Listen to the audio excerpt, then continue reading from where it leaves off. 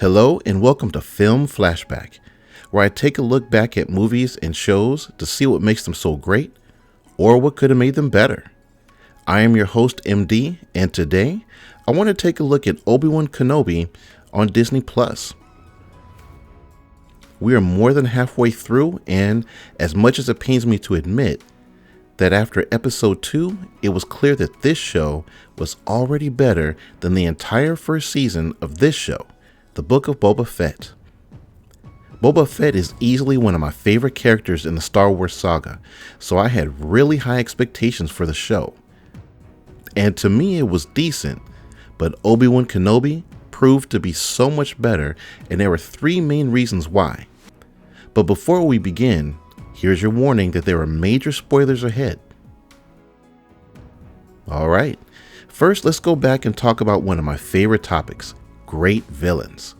I've always believed the stronger the villain, the harder the hero struggles to win, the better the show.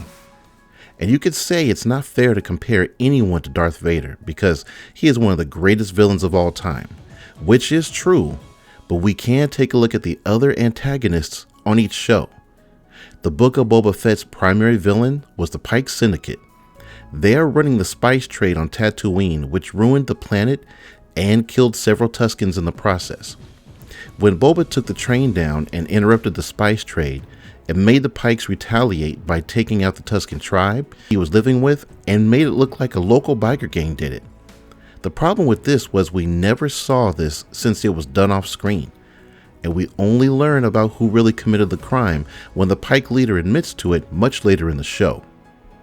As a viewer, we're blaming the wrong people, which was a little frustrating to find out this revelation later. They certainly were a threat to our hero's plans, but were more of a side character that never seemed overwhelming. The Pikes also brought in Cad Bane to put a stop to Boba Fett, and he was so much fun to watch because he made it personal. But he wasn't on screen long enough and didn't show up until later in the show. You could say the Book of Boba Fett was created this way because the focus of the story was about his change from a bounty hunter to a family man of sorts. But I believe a better, more active villain and hero would have driven the story, making the show even better. Now compare that to Obi Wan Kenobi when we are introduced to the villains right away. The opening scene shows the Grand Inquisitor searching for the Jedi. And even though he talks a little too much for my liking, he is menacing. I would argue that the third sister, Reva, is actually driving the show. She's the one who throws the knife, which forces the Jedi to reveal himself. She is the one who hires the mercenaries to capture Princess Leia, knowing it'll draw Obi-Wan out of hiding. And she forces the action even more when she puts a bounty on his head, making him run for cover. This made the final minutes of episode 2 exhilarating as the pressure mounts while she closes in on her prey. I love how you can almost feel just how badly she wants him and will do whatever it takes. We don't know all the reasons why it is so personal yet, but I'm already invested in finding out why. Obi-Wan was once a great Jedi warrior, but facing off against Reva right here would have been too much for him. And seeing how superhuman her abilities are just means Obi-Wan's victory in the end will be that much more powerful. Like I said earlier, the greater the villain, the greater the hero suffers, the better the show. Another reason why it's already better than the Book of Boba Fett so quickly is because of how the premise of the show was executed. The focus in Boba Fett's first season is his metamorphosis from a bounty hunter always on the move to a family man, if you will, ready to settle down.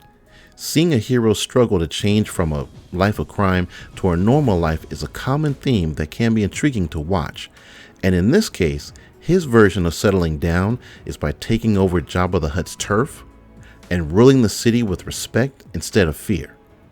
By turning enemies like this into allies and de-escalating a situation that would normally end in violence. Between his time with the Tuskens and escaping the Sarlaac Pit, he's supposed to be a changed man, which is all great, but the main issue was I just wanted to see more of Boba Fett, the ruthless bounty hunter, in action. Instead, he spent more time wondering what to do next instead of having a plan of how to overcome his obstacles. I have another video going over how I believe this show should have gone, so stay tuned for that one. Now for Obi Wan Kenobi, the direction of this show is clear and progressing nicely. The reluctant hero is called into action to risk everything to save a child from peril and get her home. It all helps that the premise of Obi Wan Kenobi is borrowing heavily from what has already worked for another Star Wars live-action show, The Mandalorian. In this show, the protagonist, Mando, also has to risk everything to protect the child, Grogu, and travel the galaxy to get him back to his kind. It's the same exact story, except in The Mandalorian, everyone is searching for the child, while in this show, it's Obi-Wan who's the real target. And of course, we're all looking forward to that showdown that's coming between the two old rivals when he eventually faces off against Darth Vader. The first battle was absolutely epic, and the tension is already building for the rematch. Also, at the end of episode 2, Haja Estri gives him coordinates to where they need to go next to get to safety. It's setting up for them to also travel across the galaxy in order to get home, just like The Mandalorian. It will be a journey to another unique world full of new and exciting obstacles to overcome for sure. Which brings me to my final reason why Obi Wan Kenobi is already better than the Book of Boba Fett. And it's because we get to see so many different worlds. In this show, we're stuck looking at the desert of Tatooine, and whether Boba is in the city, living with Tuskens, or we watch Mando travel to Freetown, it all pretty much looks the same. The only time we leave Tatooine is when Mando looks for Grogu and in Boba's dreams as he heals. And since the location looks the same the entire time, it gets boring to look at. And the Book of Boba Fett should have either made the characters and story more interesting, or showed unique looking areas of the planet that we would have never seen before. And you really want both, but at least one would have helped mightily. Obi Wan Kenobi may have started off in the sand dunes of Tatooine, but we soon shift to the beautiful planet of Alderaan, where we see little Princess Leia. This was a complete but very welcome surprise. Normally, the focus has always been on Luke, and it was nice to have a story based on another character. Then we travel to a planet named Daiyu, which is totally different than the first two as Obi-Wan rescues Leia. Where Alderaan felt like a peaceful, relaxing place to live, Daiyu felt more like a futuristic, gritty downtown metropolis. Moving the action between very different worlds just added so much detail to an already great story. In spite of all this, I really liked the Book of Boba Fett, mainly because I love Star Wars and I hope they have a second season. But right now, I am hooked on Obi Wan Kenobi. Between the villains, the action, and of course Vader, I am so ready to see what happens next. So there you have it.